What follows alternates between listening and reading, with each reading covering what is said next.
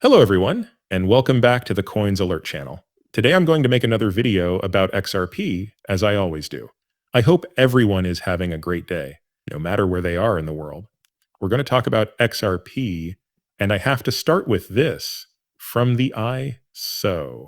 When someone asks again, GoLink says, what if blockchain doesn't work? Tell them. After that, I'll work for someone else for 40 years like you did. The worst thing that could happen is exactly what happened. What did the person who won the prize do first? They got the ticket. How do you get your money to go where you want it to go? That you buy some crypto. Just make sure you buy the right coins. These are the cryptocurrencies that can really help you get rich. But people who aren't into crypto don't get it. They want you to fail. I'm sure that every time the market goes up, they think, great, this guy's going to make a mess of money. They don't know what you've been through to get there, though. They don't understand that you have to keep going when things get tough. You need to get past the FUD. When things look good, another dip appears and you have to get through it. You have to be very patient if you want to be financially free. But if you can get there, if you can get through this, you can get there. That's the bottom line. But hey, you did something to get yourself on the path to financial freedom. Crypto control was put off until 2026. There will be less talking at the SEC crypto roundtables from August 4, 2025 to December 5, 2025. That means that making rules might not happen until 2026. Will this make the bull run last longer or shorter? This has nothing to do with rules and laws. In the Senate, the Clarity Act from the House will move forward because the Senate doesn't have time to work on their own bill. Trump has asked that the Clarity Act be passed and put into law by September or October. 2 months to go. It looks like we'll have it by October at the latest. Once more, that works out with alt season as well. It's important to know about the Clarity Act. It tells you how to behave in the crypto world. This is the law right now. When digital assets are sold for the first time, like in token sales or to raise money, they are governed by securities rules and the SEC. The Clarity Act doesn't change that. It's not clear how the SEC control over secondary market deals will be transferred to the CFTC. Overzealous regulators could use this information as a weapon. The test uses a 40-factor independence framework that was made by the SEC in 2019 and is subjective and not clear. Under the Clarity Act, the SEC would give up control over secondary market deals, and the CFTC would take over. This would happen automatically and be easy to manage.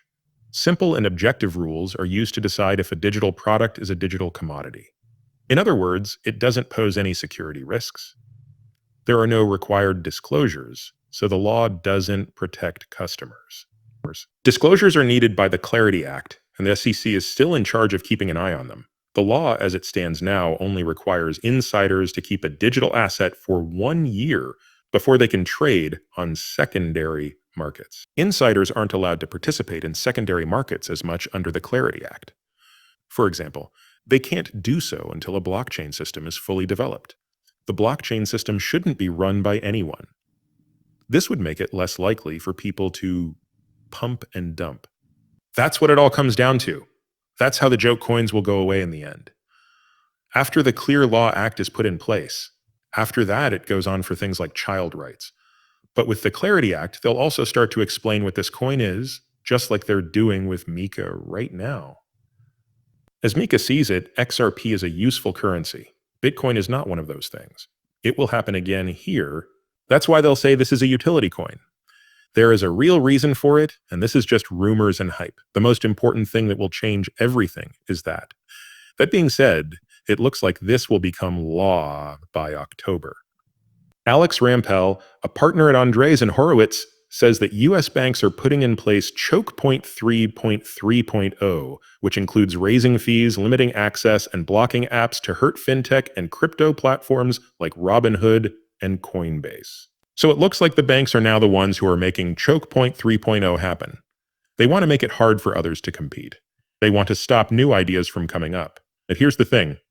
The banks aren't going to be so lucky this time, since people are already moving away from banks. People will avoid banks when there are better options available. The banks can do one of two things. Either they join the crypto business and start working with it, or they ignore it and fail in the end. The banks are also still facing a huge liquidity problem. Crypto can fix the lack of cash. What does XRP do? It provides cash on demand. But you know what? Big banks like JP Morgan and Goldman Sachs want to slow down this business for as long as they can because they're still making a lot of money with the way things are now.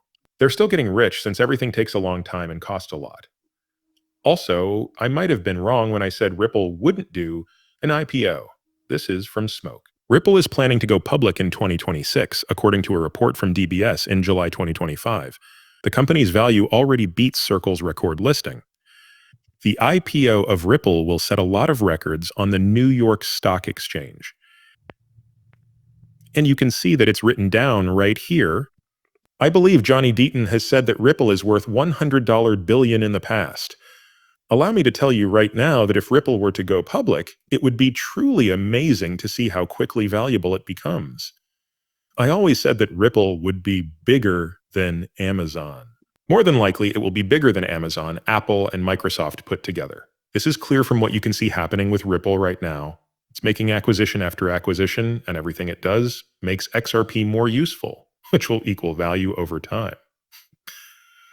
This is from 7 Rays. In the most recent episode of Just Talk, David was asked a question by Joel Katz. David had worked on COD before it became the norm, and Dave was ahead of its time. I think the project is really cool.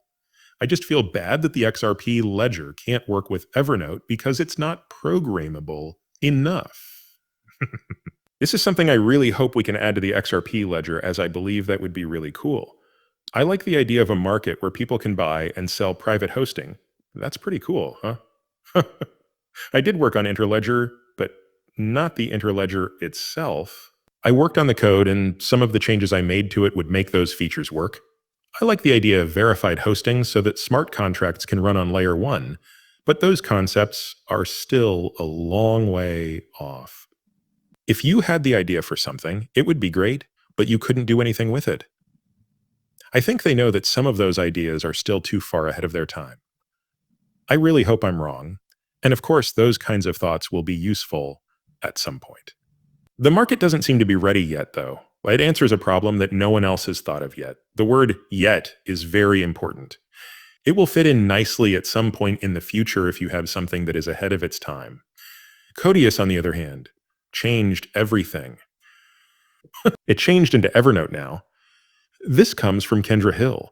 You can think of cross-border payments as a good way for Ripple to get ready for the use case they've been following since the start.